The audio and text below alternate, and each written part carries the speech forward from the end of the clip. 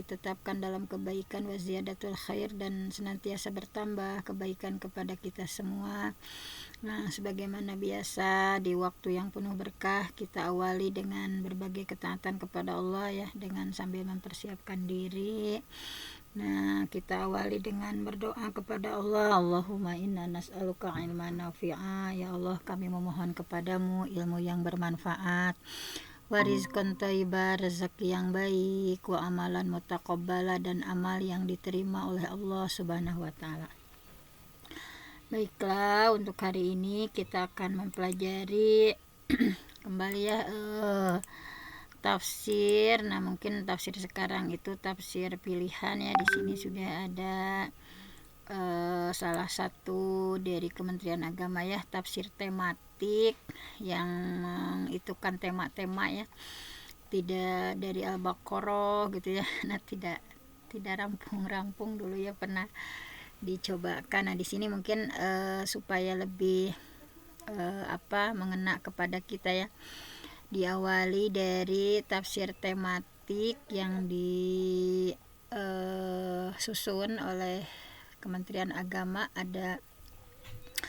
Nah, di sini tema-temanya banyak sekali ya. Di antaranya yang pertama itu tentang ini nih, halaman 37, bahwa kita harus menyadari dimulai dari kita itu ada unsur fisik yang harus kita jaga, ada unsur roh, ada akal dalam diri kita ya, ada nafsu, ada qalbu gitu ya. Kita mulai saja dari halaman 37, tema-tema bahwa dalam diri manusia itu tentu saja ada yang harus dijaga ya, yang harus dijaga, yang harus dilejitkan. Kalau kepada siswa ya, kita harus tidak hanya intelektual saja, bahwa dalam diri manusia itu tentu saja terdiri dari tadi kita dikasih aklun, kita dikasih akal, kita dikasih kolbun, kita dikasih hati gitu ya, kita dikasih jismun yang harus kita jaga, nanti akan dipertanggungjawabkan di yaumil akhir ya. Kita dikasih potensi apa saja oleh Allah Subhanahu wa taala. Nah, mungkin dalam kesempatan kali ini kita coba untuk mengkajinya ya, dimulai dari tema-tema yang sudah disampaikan di sini. nah jadi nah sebentar ya. Kalau dalam istilah psikologi kan yang namanya manusia itu misalnya ada yang menyampaikan teori tabula rasa seperti kertas putih yang tidak punya potensi apa-apa. Padahal dalam Islam itu gitu ya, dengan dalil fitrah ya, fitratullah allati fattaran nas 'alaiha, bahwa kita itu tentu saja manusia itu terdiri dari unsur-unsur tadi ya. Yang pertama, manusia itu kalau di sini kita harus menyadari bahwa kita adalah makhluk yang paling sempurna, bahwa struktur tubuh kita yang sangat luar biasa ya. Nah, di sini tetapi harus dibarengi dengan spiritualitas yang tinggi. Nah, kalau di sini tadi ya disampaikan di halaman 37 ini tentang unsur-unsur kepribadian kita sebagai manusia. Nah, secara fisik kita adalah ahsani taqwim ya. Dalam surah Tin kita dijelaskan bahwa manusia itu harus bersyukur, laqad khalaqnal insana fi ahsani taqwim tsumma radadnahu asfala safilin illal ladzina amanu wa 'amilus shalihat falahum ajrun ghairu mamnun. Nah, bahwa manusia itu diciptakan dalam bentuk yang sebaik-baiknya ya, fi ahsani taqwim. Nah, tsumma radadnahu asfala safilin, kemudian dikembalikan nanti ke tempat yang rendah-rendahnya, kecuali orang yang beriman, beramal sholih, maka akan mendapatkan pahala yang tidak ada putus-putusnya. Nah, ini ya dalam ini yang berkaitan dengan spiritualitas manusia yang ditulis ya dalam kitab ini tadi ya, bahwa khususnya unsur-unsur yang ada pada diri manusia, bahwa manusia makhluk yang struktur tubuhnya paling sempurna gitu ya, dengan memaparkan dulu penciptaan awal manusia, bahwa manusia itu ada unsur tanahnya gitu ya, yang dikategorikan sebagai unsur negatifnya, dan ada unsur rohnya dianggap sebagai unsur positifnya. Nah, semuanya bersinergi membangun sebuah kehidupan. Kemudian secara berturut-turut dibahas juga nanti tentang unsur fisik itu seperti apa, roh gitu ya. Bahwa kita punya akal, kita punya nafsu, kita punya kolbu gitu ya. Ini adalah kepribadian manusia yang terdiri dari itu. Nah, jadi dalam tafsir tematik ini diawali dari penciptaan awal manusia, bahwa asal-usul manusia itu dari tanah. Nabi Adam diciptakan dari tanah, dan anak cucunya dari saripatinya ya, ekstrak tanah yang terkandung dalam sperma dan ovum. Nah, jadi pada penciptaan awal manusia itu memang betul-betul dari tanah gitu ya. Bahwa turab, tin, hama masnun, salsal. Nah, ini dalam bahasa Arab punya makna yang berbeda ya. Nah, di sini disebutkan bahwa unsur-unsur itu mengalami suatu proses kreatif ya, kemudian ditiupkan pada tadi ya, pada fisik tadi, roh. Nah, dari ciptaan Allah sehingga menjadi suatu bentuk yang khalqan akhar, menjadi bentuk yang berbeda gitu ya. Bayangkan dari asalnya di sini disampaikan ya bahwa unsur tanah yang menjadi usul penciptaan manusia ya. Nah, di sini misalnya ada dibahas di surah Ali Imran ya, ada term turab. Turab itu artinya tanah atau partikel debu tanah. Nah, di beberapa surah disampaikan, salah satunya adalah di Ali Imran ayat 59. Inna masala Isa indallah, sesungguhnya penciptaan Nabi Isa bagi Allah itu khalaqahu min turab, bahwa diciptakan dari tanah, tsumma qala lahu kun fayakun, kemudian dia berkata kepadanya jadilah, maka jadilah sesuatu itu. Nah, bahwa harus disadari manusia itu adalah turab, dari tanah. Kemudian tin itu adalah tanah liat atau lempung ya, atau ekstrak tanah liat. Nah, ini di beberapa surah disampaikan bahwa manusia itu diciptakan dari tanah liat. Nah, alladzi ahsana kulla syai'in khalaqahu wa bada'a khalqal insana min tin. Alladzi yang ahsana, memperindah, kulla syai', segala sesuatu ya, dia Allah yang memperindah segala sesuatu. Wa bada'a khalqal insan, dan diciptakan dan memulai ya penciptaan manusia min tin, dari tanah. Kemudian juga hamaim masnun, manusia itu dimaknai ya, tanah di sana adalah lumpur hitam yang pekat gitu. Nah, dijumpai dalam surah-surah ini ya, diantaranya dalam surah Al-Hijr, bahwa manusia itu diciptakan dari hamaim masnun, lumpur hitam yang pekat. Walaqad khalaqnal insana min salsalin min hamaim masnun, sungguh kami menciptakan manusia min salsal, dari tanah liat kering, min hamaim masnun, dari lumpur hitam yang diberi bentuk. Nah, di sini kemudian manusia juga salsal ya, bahwa diciptakan dari bentuk tembikar kering. Jadi sebelum proses pembakaran. Khalaqal insan min salsal yang kal fakhar. Dialah Allah yang menciptakan manusia dari tanah kering seperti fakhar, tembikar. Nah, jadi ketika proses awal penciptaan manusia ya, secara fisik misalnya, pada tahap salsal, Allah meniupkan roh padanya sehingga terciptalah manusia secara utuh gitu ya. Bahwa dalam surah Al-Hijr ya, wa idza qala rabbuka lil malaikati inni khaliqum basyara min salsalin min hama'im masnun. Nah, bahwa Allah menyatakan ya dalam surah Al-Hijr, ketika Tuhanmu berfirman kepada para malaikat, sungguh aku akan menciptakan seorang manusia dari tanah liat, kering, dari lumpur hitam yang diberi bentuk. Maka apabila aku sudah menyempurnakan kejadiannya, aku telah meniupkan roh ciptaanku ke dalamnya, maka tunduklah kamu kepadanya dengan bersujud. Nah, jadi begitulah ya manusia diciptakan tadi ya, dari salsa min hamaim masnun, turab gitu ya. Kemudian setelah itu anaf gitu ya, ditiupkan anafkh itu meniupkan udara melalui mulut. Tapi bisa ini mengandung makna majazi ya. Nah, dalam konteks ini Al-Alusi memberikan penjelasan bahwa maksudnya Allah meniupkan di sini bukan dalam arti sebenarnya, tetapi sebagai gambaran turn on gitu ya, mengaktifkan terhadap kehidupan potensial atau al-hayah bil malakah, sehingga menjadi kehidupan aktual gitu. Nah, jadi disinilah ya bahwa sesudah Allah menciptakan proses manusia yang begitu unik ya, kemudian lahirlah anak cucu yang berkembang biak dari generasi ke generasi yang lain sampai bermiliar-miliar ya saat ini. Nah, bahwa dalam surah An-Nisa digambarkan, ya ayuhan nas, wahai manusia, ittaqu, bertakwalah, rabbakum, kepada Tuhanmu, alladzi khalaqakum min nafsi wahidah, yang Allah menciptakan kamu dari satu ya, asalnya satu dari Nabi Adam, wa khalaqa minha zaujaha, dan Allah menciptakan pasangannya Hawa, wabatha, dari dirinya ya, dari Adam gitu, wabatha minhuma rijalan katsira wa nisaa, dan dari keduanya Allah menciptakan laki-laki yang memperkembangbiakan laki-laki dan perempuan yang banyak. Wattaqullah, bertakwalah kepada Allah, alladzina tasaaluna bihi wal arham, yang kamu saling arham ya, tasaaluna bihi wal arham, kamu saling meminta gitu ya. Innallaha kana alaikum raqiba, sesungguhnya Allah selalu menjaga dan mengawasimu.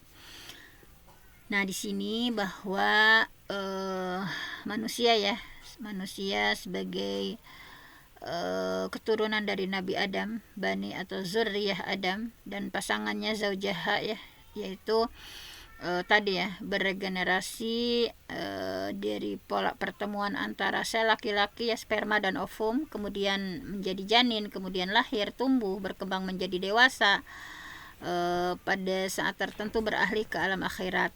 Nah, jadi seperti ini, bahwa intinya kita sebagai manusia punya jasad dengan mekanisme biologis yang rumit ya, dan mewadahi roh yang untuk menjalankan fungsi-fungsi kehidupan. Kita dikasih akal pikiran yang menjadi basis intelektualitas. Kita dikasih nafsu yang menjadi pendorong dinamika sikap dan tingkah laku. Kita dikasih hati ya, dikasih kolbu yang menjadi pemandu dan hakim kebaikan. Semuanya itu menyatu dalam membangun kehidupan yang harus dipertanggungjawabkan secara individu nanti di hadapan Allah. Bahwa semuanya yang Allah kasih ya, kita dikasih roh, kita dikasih nafsu, kita dikasih kolbu gitu ya, yang semuanya itu bersinergi ya dalam diri kita. Dan kita harus ingat semuanya itu akan dipinta pertanggungjawaban sama Allah Subhanahu wa taala. Dari mulai unsur fisik tadi ya.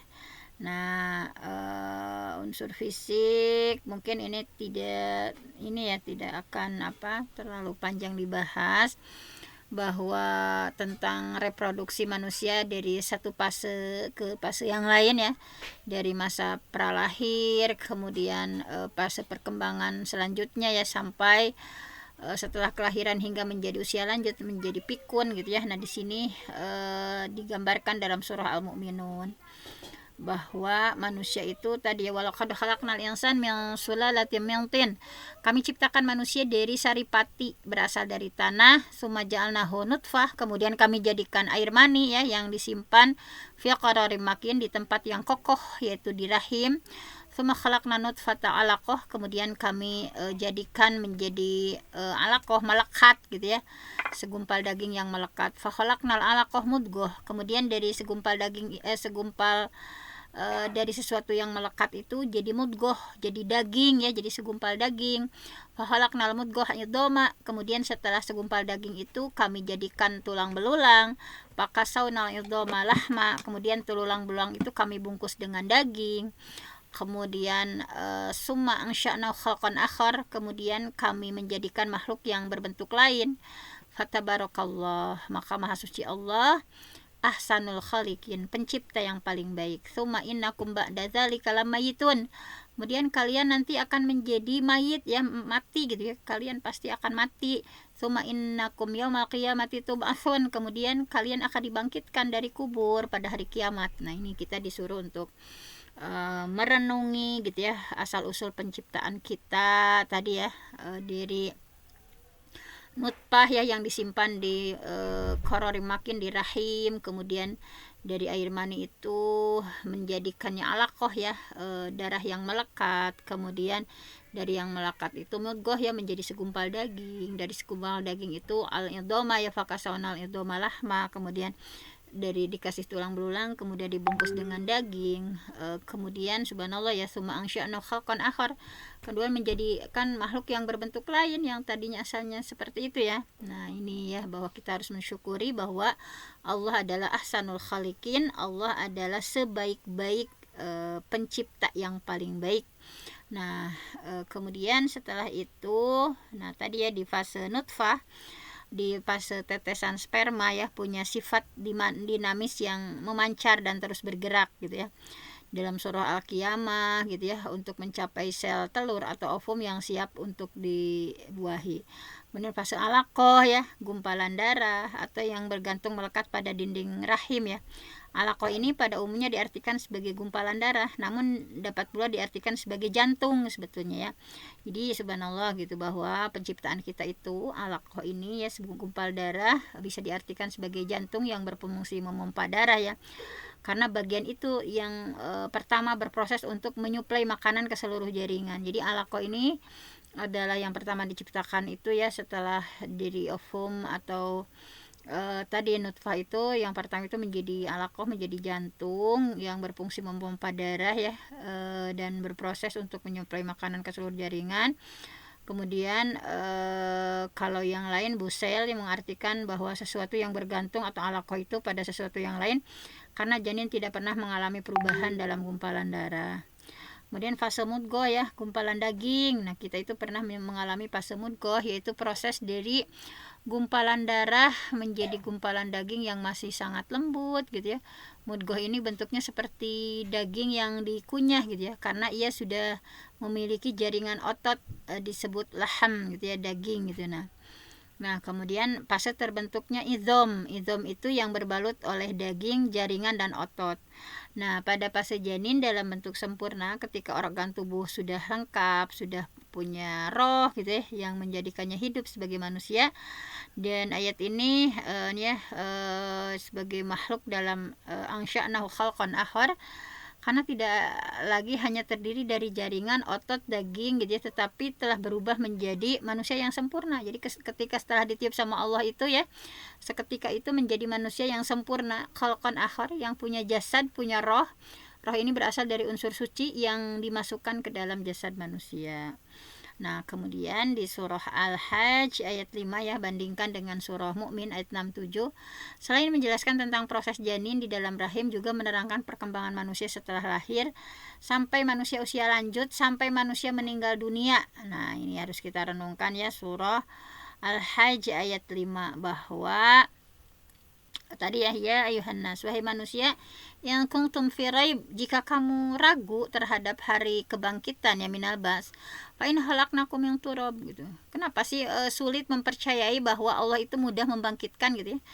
Nah, bahwa bayangkan saja gitu, bahwa manusia itu diciptakan dari tanah, summa min nutfah, kemudian dari setetes mani, summa min alaqah, kemudian menjadi segumpal darah, summa min mudghah, kemudian menjadi segumpal daging, mukhallaqah gitu ya, yang sempurna kejadiannya, wa ghairu mukhallaqah, dan ada yang tidak sempurna kejadiannya, linubayyina lakum. Nah, itu semua itu adalah untuk menjelaskan kepada kalian gitu, kenapa begitu sulit mempercayai bahwa Allah itu akan membangkitkan gitu ya. Bayangkan saja, kata Allah seperti ini ya, dari nutfah kemudian menjadi segumpal darah, kemudian segumpal daging. Dari segumpal daging itu ada yang mukhallaqah ya, ada yang kejadiannya sempurna ya, wa ghairu muhallaqah, dan kejadiannya ada yang tidak sempurna.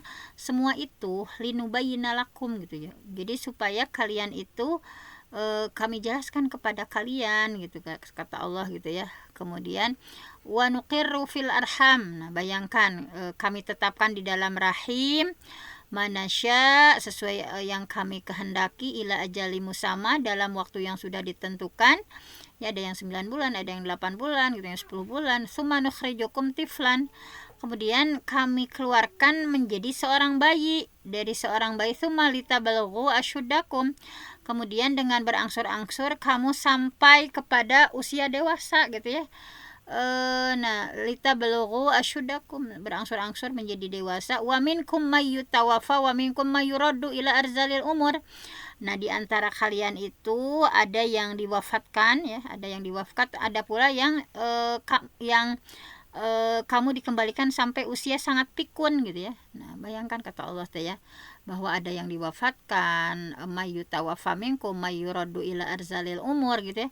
ada yang Allah sampaikan ya kepada usia yang sangat tua gitu ya, arzalil umur atau pikun ya, likaila ya'lama, supaya dia tidak tahu mimba di ilmin syai'a, sesuatu yang sudah diketahuinya. Watalor ardo hamidatan, dan kamu lihat bumi ini kering.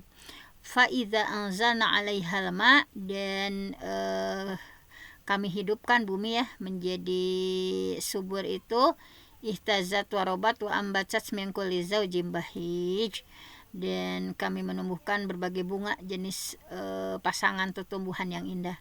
Nah ini saking Allah gitu ya ingin membuktikan bahwa kenapa mereka sangat sulit memahami tentang hari berbangkit, diilustrasikan seperti ini gitu. Hari berbangkit mah gampang lihat gitu ya, bahwasanya Allah menciptakan seperti ini.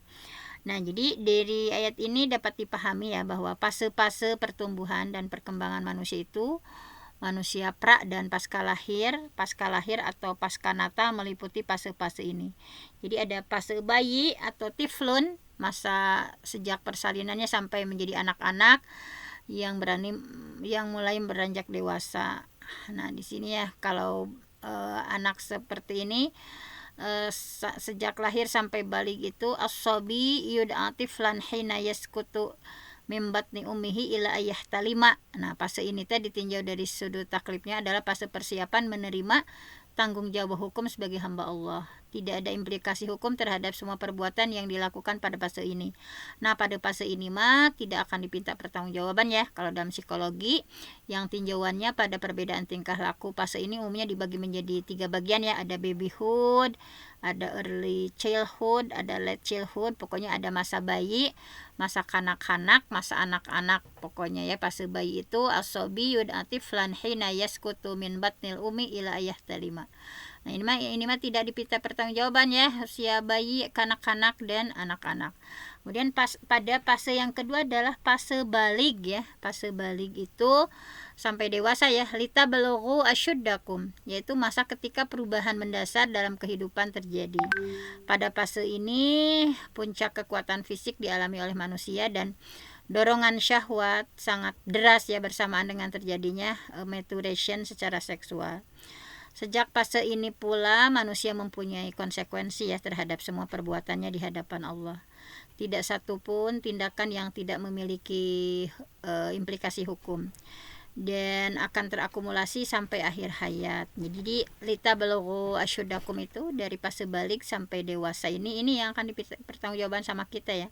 Setiap individu akan mempertanggungjawabkan apa saja yang sudah dilakukan sejak hari pertama ia balik sampai meninggal dunia ya. Kalau tanda dimulainya fase ini ketika terjadi perubahan hormonal ya, kalau di dalam tubuh dan tingkat maturasi yang cukup untuk bereproduksi. Kalau perempuan ditandai dengan haid, nah ditandai dengan menstruasi ya. Sejak hari pertama kita menstruasi sampai sekarang gitu, sampai nanti kematian itu akan dipinta pertanggungjawaban. Kalau pria mah ihtilam ya, mimpi basah, mimpi dewasa. Selain perubahan pada bagian tubuh dan organ tertentu dan juga pada tingkah laku. Nah dari sisi mental, pada usia ini anak sudah dianggap mampu bertanggung jawab ya, sehingga taklif dimulai dari sini. Jadi menurut hemat penulis buku ini bahwa rentang fase ini cukup panjang karena tinjauan Al-Quran terhadap ini didasarkan pada implikasi hukum yang harus dipertanggungjawabkan oleh manusia di hadapan Allah gitu. Dalam psikologi fase ini umumnya dibagi menjadi 4 fase. Ada puberti ya, ada pubertas, ada early adolescent, ada remaja awal, ada late adolescent, remaja akhir, ada adulthood ya, ada dewasa. Nah pembagiannya didasarkan pada perbedaan tingkah laku. Nah ini fase-fase ini yang kita akan dipertanggungjawabkan di hadapan Allah ya, pubertas, remaja awal, remaja akhir dan dewasa. Pada usia lanjut arzalil umur. Nah maksud dari arzalil umur itu, atau kalau di ayat lain disebut asyuyukh ya, atau al-ajuz, pada fase ketika melewati masa puncak kekuatan fisik kemudian menurun kembali menjadi tidak berdaya. Istilah yang digunakan dalam ayat ini adalah yuraddu, dikembalikan, yuraddu ila arzalil umur. Yurodu itu sebuah proses pengembalian atau penurunan kembali berbagai kemampuan yang pernah dicapai. Jadi manusia itu ya tadi ya sudah pubertas, remaja awal, remaja akhir, dewasa gitu ya.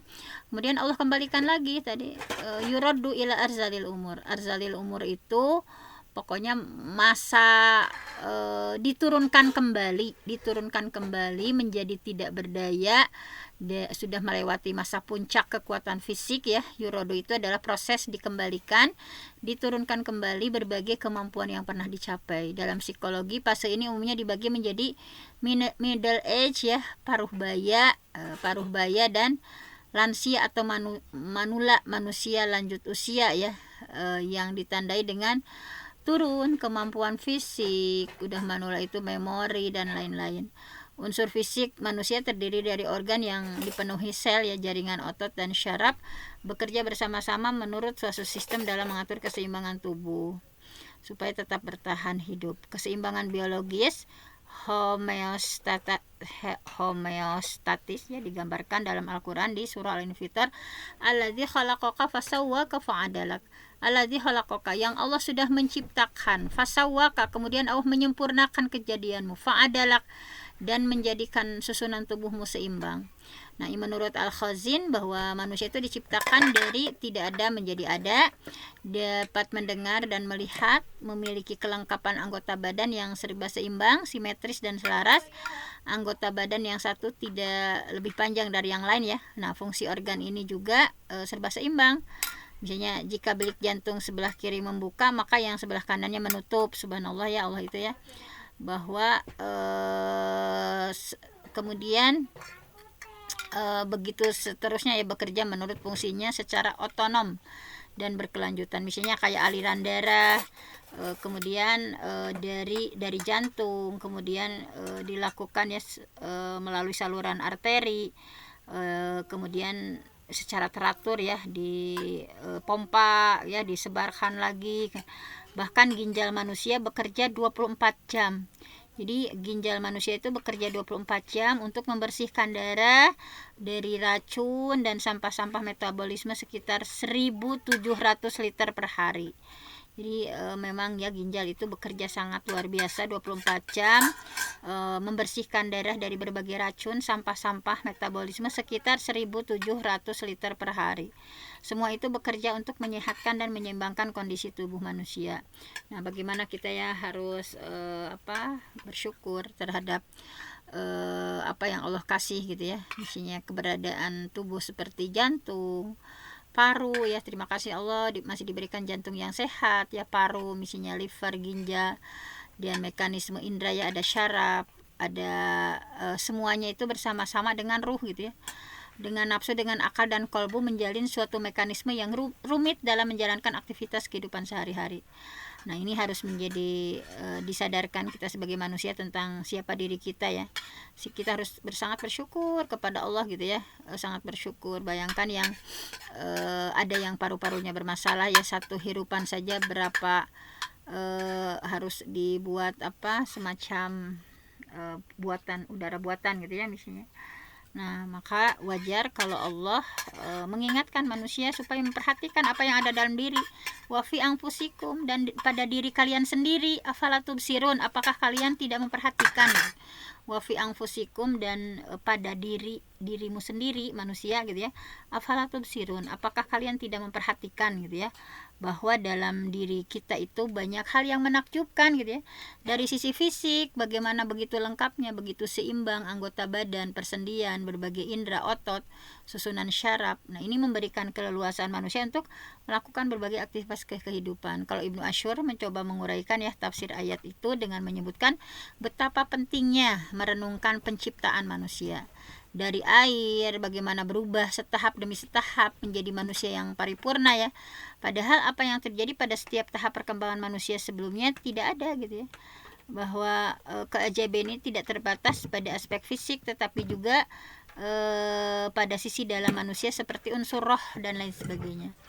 Nah, di sini bahwa selain fisik kita juga punya unsur ruh gitu, bahwa ruh pada manusia itu adalah substansi yang menyebabkan adanya kehidupan gitu.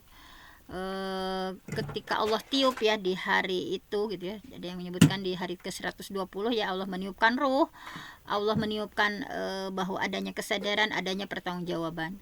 Jadi dengan jasad saja manusia nggak punya arti apa-apa gitu ya. Harus ada unsur ruh gitu ya. Sebagai substansi kedua sesudah ekstrak debu tadi ya saripati tanah untuk memberi makna hidup dan kehidupan, maka Allah tiupkan ruh. Jadi sudah manusia dibentuk dari tanah dalam berbagai fase, kemudian ditiupkan ruh untuk memulai kehidupan, memulai berbagai aktivitas gitu ya. Dalam surah Sad, a'udzubillahi minasyaitonirrajim, wa id qala rabbuka lil malaikati inni khaliqum basyaram min tin. Ingat ketika Tuhanmu berfirman kepada malaikat, sesungguhnya aku akan menciptakan manusia dari tanah. Fa idza sawaituhu wa nafakhtu fihi min ruhi faqa'adu lahu sajidin. Kemudian apabila sudah aku sempurnakan kejadiannya, aku tiupkan ruh ciptaanku kepadanya, maka tunduklah kamu dengan bersujud kepadanya. Nah, kata ruh ini ya yang diserap bahasa Indonesia menjadi roh, dijumpai dalam Al-Quran itu tidak kurang dari 19 tempat dengan berbagai makna. Roh ini bisa kalau dalam surah Asy-Syura, roh ini adalah wahyu Al-Quran ya. Roh itu diartikan sebagai wahyu atau Al-Quran terdapat pada surah An-Nahl dan Asy-Syura. Kemudian roh itu dimaknai sebagai malaikat Jibril. Nah, beberapa ayat yang menjelaskan tentang ruh itu adalah malaikat, khususnya malaikat Jibril, ar-ruh, ruhul amin, ruhul kudus. Nah, kemudian roh ini dimaknai sebagai sesuatu yang ditiupkan ke dalam diri Maryam. Roh atau Ruhul Kudus digunakan Al-Quran untuk menyebut sesuatu atau kekuatan yang dimasukkan ke dalam diri Maryam, yaitu Nabi Isa ya, sehingga memiliki kemampuan tertentu. Nah, ini ya dijelaskan dalam surah Al-Maidah dan sebagainya. Nah, kemudian roh ini dimaknai sebagai pertolongan. Yang keempat ya, ada satu kata roh dalam Quran diartikan sebagai pertolongan, kemauan dan kekuatan batin. Roh itu kebersihan hati, kemenangan terhadap musuh dan yang lainnya, yaitu di surah Al-Mujadalah. Nah, kemudian roh itu dimaknai sebagai roh manusia pada umumnya. Nah, roh pada makna ini yang menjadi fokus pembicaraan, karena ia menjadi unsur penting dalam diri kita gitu ya. Dengan roh manusia bisa menjadi eksis, dapat berinteraksi dengan wujud di luar dirinya. Nah, ayat yang memaknai roh sebagai salah satu unsur yang ada dalam diri manusia itu diantaranya di Al-Hijr, di Al-Isra, As-Sad gitu, As-Sajdah ya, ayat terakhir.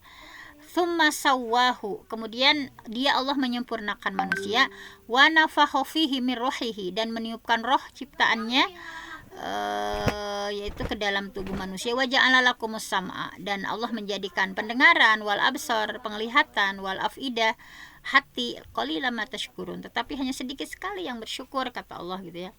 Nah, jadi keberadaan roh pada diri kita sebagai manusia diyakini sebagai penyebab kehidupan dan menjadi faktor kemuliaan pada manusia, sebagaimana Allah menisbatkan roh pada dirinya, ruhi min ruhihi. Menurut Al-Biqai, penisbatan ini menjadi indikator tentang kemuliaan roh yang diinternalisasikan dalam diri manusia, karena roh menyebabkan manusia hidup, karena roh bahwa manusia memahami sesuatu, karena roh manusia bisa patuh dan tunduk kepada Al-Khaliq.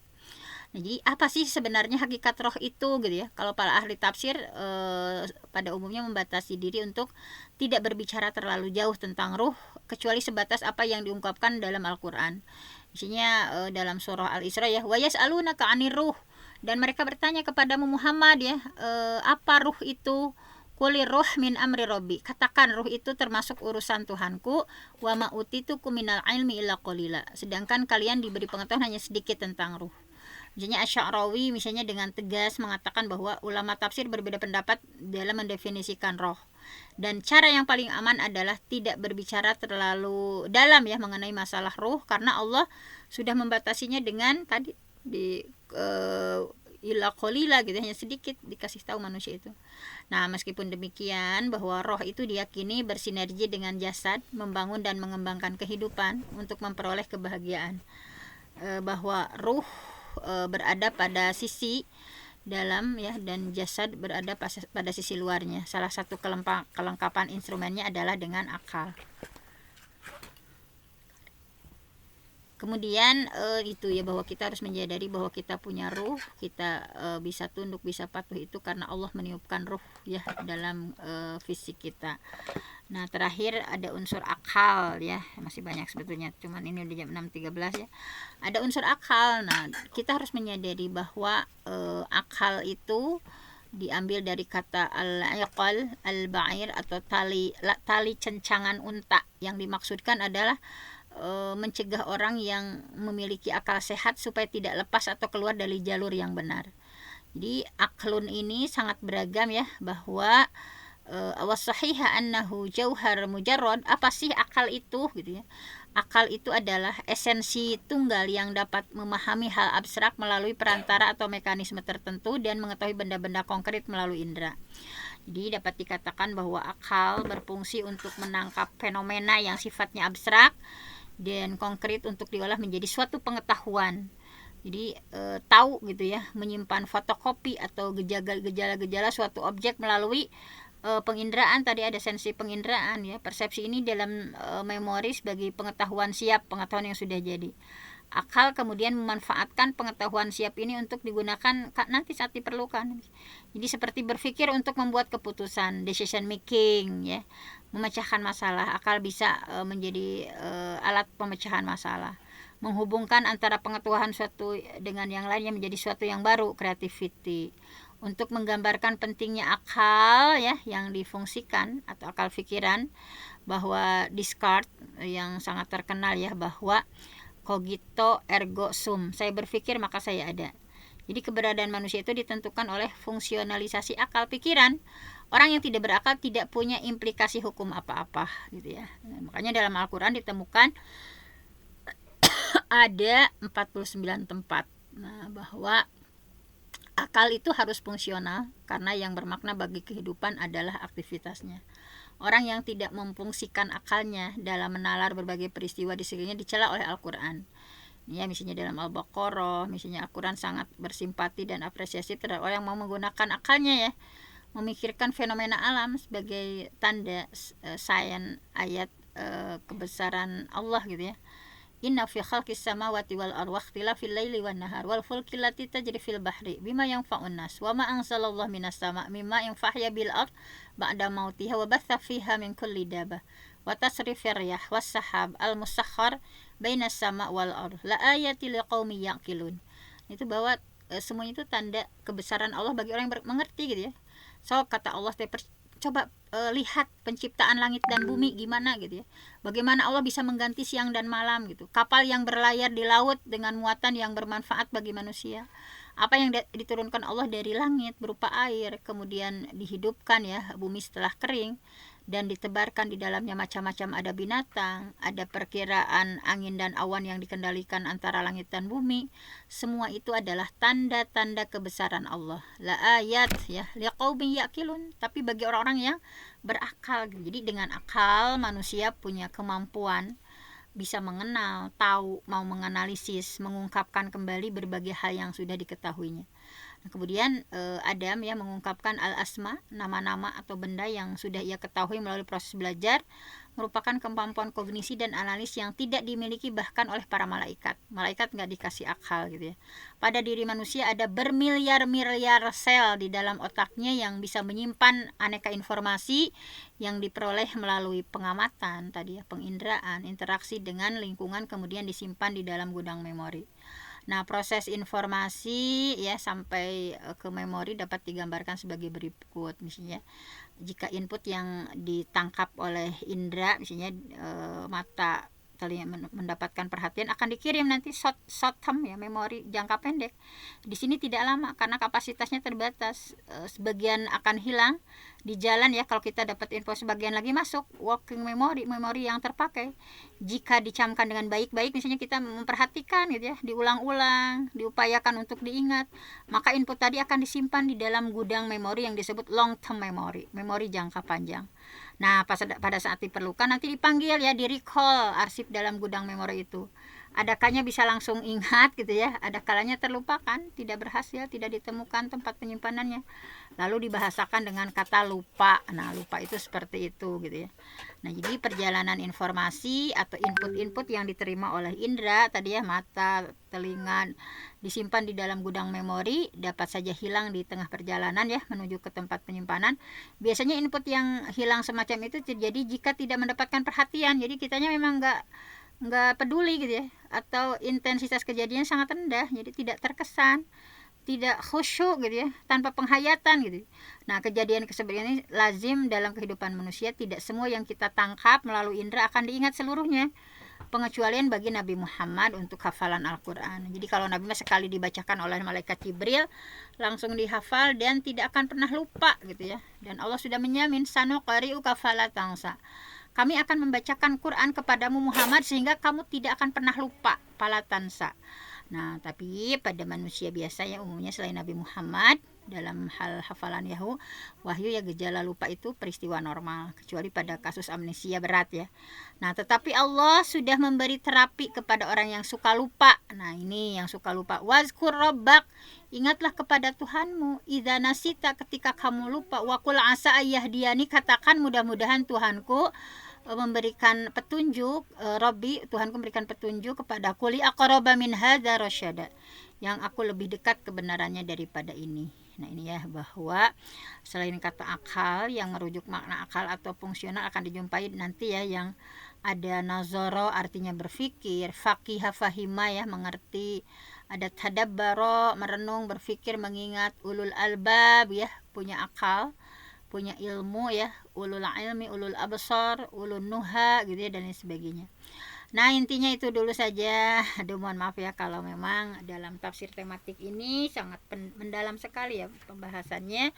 Mudah-mudahan semakin kita bersyukur sama Allah sudah dikasih unsur jasad yang harus kita rawat baik-baik gitu ya, kita syukuri baik-baik, kita dikasih aklun, kita bisa kasih akal, bagaimana memproses ya semua informasi. Kemudian mudah-mudahan kita berlindung kepada Allah ya, dijauhkan dari ardalil umur ya, dari kepikunan, nauzubillah ya. Kita senantiasa memohon kepada Allah Subhanahu wa taala diberikan akal yang sehat, qalbun yang selamat, jisim yang sehat gitu ya. Hanya itu saja yang bisa disampaikan hari ini. Saya mohon ampun sama Allah, yang benar datangnya dari Allah, yang salah dari saya sendiri. Aqulu qouli hadza wa astaghfirullah li wa lakum. Assalamualaikum warahmatullahi wabarakatuh. Waalaikumsalam warahmatullahi wabarakatuh. Enggak, Bunda Lia. Terima kasih Bunda atas Ya, lagi. Terima kasih sekolahnya Bunda kepada Nunungnya. Udah dari sekolah. Terima kasih kepada guru kita Al-Mukarramah Bunda Dr. Haja Penti yang sudah menyampaikan materi. Mudah-mudahan apa yang disampaikan oleh beliau menjadi ilmu yang bermanfaat untuk kita semua. Rabbana fa'na bima 'allamtana, Rabbi 'allimna alladzi yanfa'una, Rabbi faqihna wa faqih ahlana wa qurbatilana fi dinina. Amin ya Allah ya rabbal alamin. Jazakallahu khairan. Mudah-mudahan Allah membalas segala kebaikan beliau dengan pahala yang berlipat ganda. Mudah-mudahan sehat selalu serta panjang umur dalam keberkahan. Amin ya Allah ya rabbal alamin. Jamaah kajian subuh yang berbahagia, kita akhiri kajian ini dengan sama-sama membaca istighfar dan doa